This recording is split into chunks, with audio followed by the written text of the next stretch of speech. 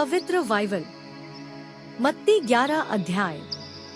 यीशु और यूहन्ना बपतिस्मा देने वाला। आयत 1। जब यीशु अपने 12 चेलों को आज्ञा दे चुका तो वह उनके नगरों में उपदेश और प्रचार करने को वहां से चला गया। आयत 2। यूहन्ना ने बंदीगृह में मसीह के कामों का समाचार सुना और अपने चेलों को उससे यह पूछने भेजा। आयत 3। क्या आने वाला तू ही है या हम किसी दूसरे की बाट जोहें? आयत 4। यीशु ने उत्तर दिया, जो कुछ तुम सुनते हो और देखते हो वह सब जाकर यूहन्ना से कह दो। आयत 5 कि अंधे देखते हैं और लंगड़े चलते फिरते हैं, कोढ़ी शुद्ध किए जाते हैं और बहिरे सुनते हैं, मुर्दे जिलाए जाते हैं और कंगालों को सुसमाचार सुनाया जाता है। आयत 6। और धन्य है वह जो मेरे कारण ठोकर न खाए। आयत 7। जब वे वहां से चल दिए तो यीशु यूहन्ना के विषय में लोगों से कहने लगा, तुम जंगल में क्या देखने गए थे? क्या हवा से हिलते हुए सरकंडे को? आयत 8। फिर तुम क्या देखने गए थे? क्या कोमल वस्त्र पहने हुए मनुष्य को? देखो, जो कोमल वस्त्र पहनते हैं वे राजभवनों में रहते हैं। आयत 9। तो फिर क्यों गए थे? क्या किसी भविष्यद्वक्ता को देखने को? हाँ, मैं तुमसे कहता हूँ कि भविष्यद्वक्ता से भी बड़े को।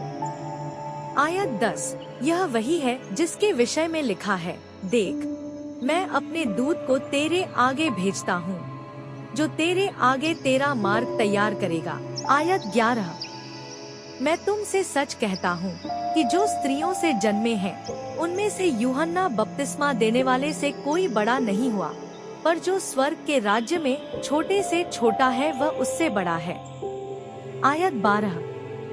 यूहन्ना बपतिस्मा देने वाले के दिनों से अब तक स्वर्ग के राज्य में बलपूर्वक प्रवेश होता रहा है और बलवान उसे छीन लेते हैं।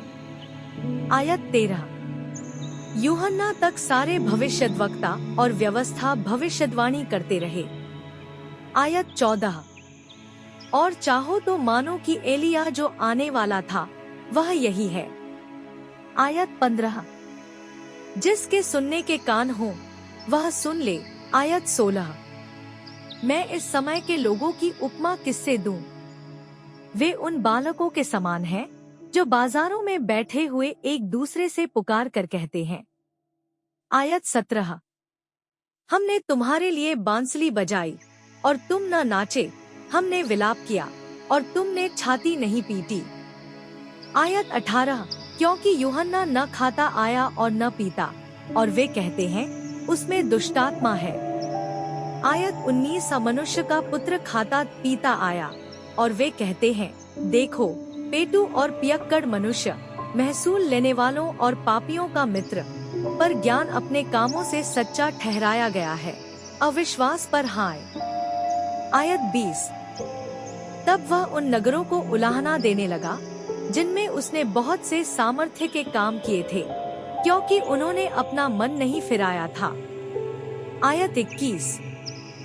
हाय खुराजीन, हाय बैतसैदा, जो सामर्थ्य के काम तुम में किए गए, यदि वे सूर और सैदा में किए जाते तो टाट ओढ़कर और राख में बैठकर वे कब के मन फिरा लेते।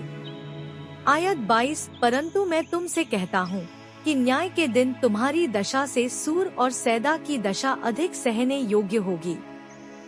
आयत 23। हे कफरनहूम, क्या तू स्वर्ग तक ऊंचा किया जाएगा? तू तो अधोलोक तक नीचे जाएगा।